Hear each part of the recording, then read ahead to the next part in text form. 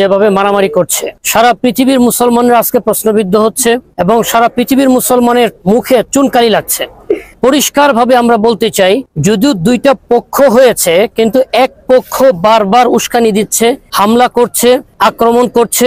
এবং আপনারা জানেন 3 দিন আগে যখন একটা গাড়ি বহরের উপরে আক্রমণ করা হয়েছিল, সেখানে মাত্র 150 ছাত্র ছিল।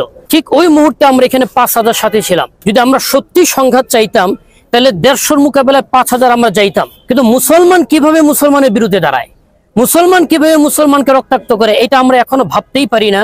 যার কারণে আমরা 150 মানুষের সামনে মায়ের খেয়েছি, কিন্তু 5000 তাদের দিকে অগ্রসর হয়নি। তাই আমাদের কাছে বিনীত আরজ আপনাদের কাছে এই কথাটা, যে আপনারা এটা আইডেন্টিফাই করুন, দুই পক্ষের মধ্যে একটা পক্ষ বারবার মার দিচ্ছে, আরেক পক্ষ বারবার মার খাচ্ছে। অতএব দুই পক্ষের মারামারি, দুই পক্ষের দুই গ্রুপের সহিংসতা, এই কথাটা থেকে আমাদের সরে আসতে হবে। এখানে দুই পক্ষ সহিংস করছে না। আজকেও আপনারা দেখেছেন আমরা এখানে বসা আছি, এখানে আমাদের প্রায় 5000 সাথী এখনো আছে। ওইখানে ওনারা একটা সংবাদ সম্মেলন করলেন, অনেক হুমকি ধুমকি হুঙ্কার দুঃকার দিলেন, তার প্রতিবাদে আমরা একটা কথা বলি নাই। এগুলিকে আমরা খুব বেশি গুরুত্বপূর্ণ মনে করছি না। আমরা মনে করছি তাদের কথা পর্যন্তই।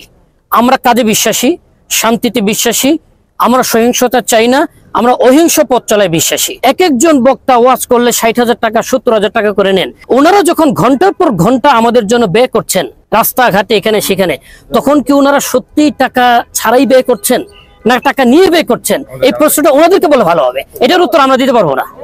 এটার উত্তর আমরা দিতে পারবো না। 1 লক্ষ মানুষের সংকলন হয়, ওনারা হয়তো 5000, 10,000, 20,000 মানুষ নিয়ে মাঠের কোন এক সাইডে থাকবেন বা মাঠের কাজ করবেন, বা ওনারা যা ইচ্ছা তা করবেন, আমার সমস্যা নেই।